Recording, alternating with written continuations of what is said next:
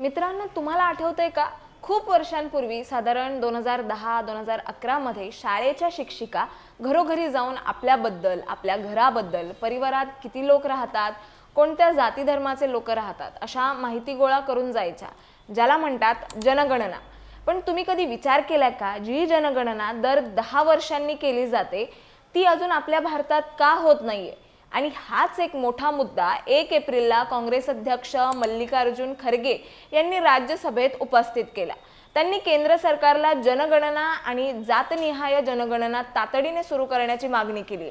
त्यांचं म्हणणं आहे की ही जनगणना न झाल्यामुळे देशातील कोट्यवधी लोकांना कल्याणकारी योजनांचा लाभ मिळत नाहीये आणि सरकारकडून याबाबत मौन बाळगलं जात आहे। या मागणीमागची कारणं काय आहेत, सरकारवर त्यांनी कोणते आरोप केलेत आणि याचा आपल्या सर्वसामान्यांच्या जीवनावर काय परिणाम होऊ शकतो याबद्दल आपण सविस्तर जाणून घेणार आहोत या व्हिडिओच्या माध्यमातून। त्यासाठी व्हिडिओ शेवटपर्यंत नक्की बघा। तर बेसिकली भारतात दर 10 वर्षांनी जनगणना केली जाते। ही प्रक्रिया 1881 पासून सुरू आहे आणि युद्ध, आणीबाणी किंवा इतर संकटांच्या काळातही ती कधी थांबली नाही।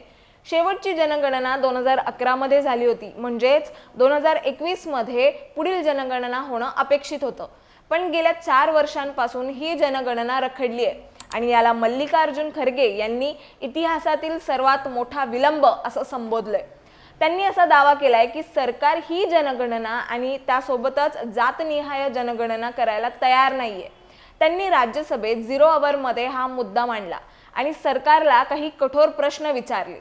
मल्लिकार्जुन खरगे राज्यसभेत मुद्दे मांडताना म्हणालेत की 1881 पासून भारतात जनगणना नियमितपणे होत आली आहे। 1931 मध्ये तर जनगणनेसोबतच जातनिहाय जनगणनाही झाली होती।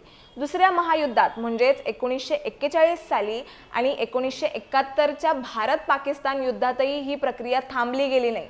पण आता प्रथमच सरकारने याला इतका विलंब लावलाय, जे खरंच चिंताजनक आहे। पुढे ते म्हणालेत, जनगणनेचा डेटा हा सरकारच्या धोरणांसाठी एक मोठा आधार आहे। लोकसंख्या, रोजगार, कौटुंबिक रचना, सामाजिक आर्थिक परिस्थिती यासारख्या गोष्टींची माहिती जनगणनेतून मिळते। खरगे यांचे म्हणणं आहे की या डेटाशिवाय धोरणे बनवणे हे अंधारात बाण मारण्यासारखं आहे। यामुळे कोट्यवधी लोकांना अन्न, शिक्षण, आरोग्य यासारख्या कल्याणकारी योजनांचा लाभ मिळत नाही। पुढे खरगेंनी सरकारवर असा आरोप केलाय की सरकार या दोन्ही जनगणनांबाबत मौन बाळगतंय।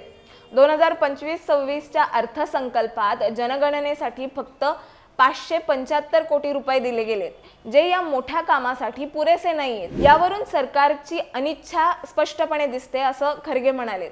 असं बघायला गेलं तर हा मुद्दा अनेक दृष्टींनी महत्त्वाचा आहे आणि तो म्हणजे जर जनगणना झाली नाही तर सरकारला देशातील खरी लोकसंख्या, गरिबी, बेरोजगारी याची माहितीच मिळणार नाही। यामुळे अनेक पात्र लोकांना रेशन, पेन्शन, शिक्षण योजनांचा लाभ मिळणार नाही आणि जातनिहाय डेटामुळे मागासवर्गीय आणि उपेक्षित समुदायांना त्यांचे हक्क मिळण्यास मदत होईल।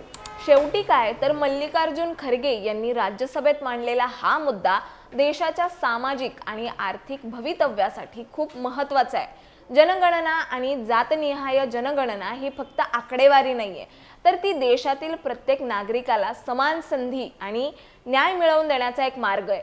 त्यामुळे सरकार यावर काय पावलं उचलणार हे पाहणं महत्त्वाचं ठरेल।